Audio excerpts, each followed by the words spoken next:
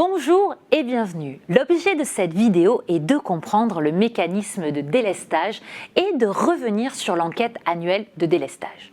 Pour commencer, il est nécessaire de rappeler que le délestage comme l'interruptibilité sont des mesures d'exception destinées à limiter les dégâts causés par une crise significative d'approvisionnement ou par des incidents importants sur le réseau. Pour éviter de se retrouver dans une situation où le réseau se mettrait en sécurité et donc où il n'y aurait plus du tout d'acheminement de gaz, l'administration a imaginé ces dispositifs assez simples.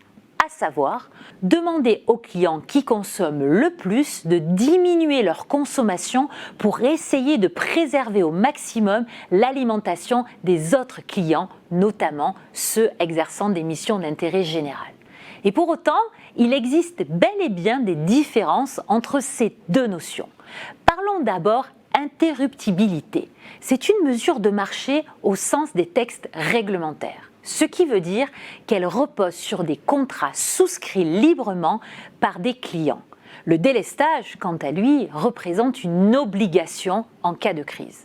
L'interruptibilité porte sur un niveau de consommation choisi par le client contractuellement. Il doit préciser jusqu'à quel niveau de consommation il accepte de descendre si une demande de réduction de consommation est faite. Pour le délestage, la demande d'interruption peut porter sur une partie ou l'intégralité de la consommation, et ce, quel que soit le site. Si pour l'interruptibilité, un délai de mise en œuvre de 24 heures est accordé au client, il n'est que de 2 heures en cas de délestage. Dans le premier cas, il s'agit d'un dispositif destiné à être utilisé pour résoudre des problèmes d'alimentation que l'on peut anticiper. Le gestionnaire de réseau avertit le client qui dispose donc de ce laps de temps pour réagir et diminuer sa consommation. Le délestage, quant à lui, est une mesure d'exception destinée à faire face à une situation exceptionnelle. Vous pouvez nous demander quel est l'intérêt de souscrire un contrat d'interruptibilité. Il est surtout financier, car il permet d'entraîner une diminution de la compensation stockage. Le montant de son assiette sera diminué au prorata des capacités interruptibles qu'il aura souscrites. Pour en savoir plus, je vous invite à jeter un coup d'œil à notre épisode consacré à la compensation stockage.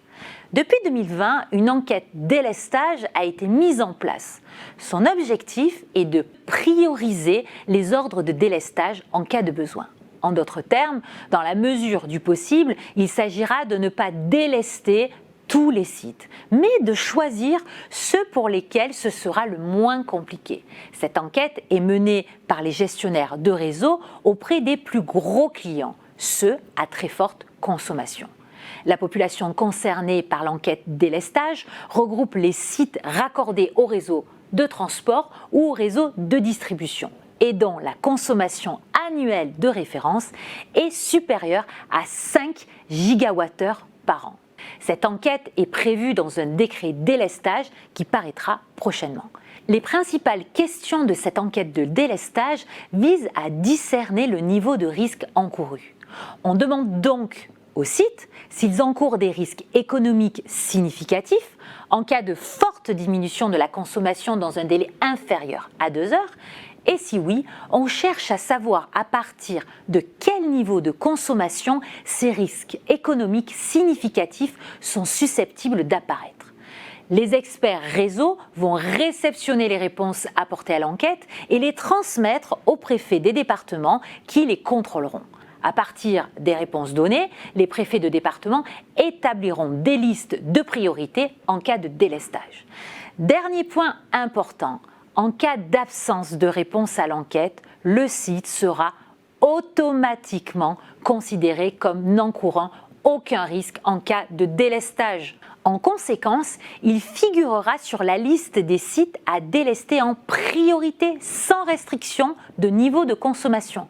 Il est donc essentiel de répondre à l'enquête. Voilà, je vous ai tout dit. Mais si vous souhaitez en savoir encore davantage, il vous est évidemment possible d'aller sur le site grdf.fr pour y poser toutes vos questions.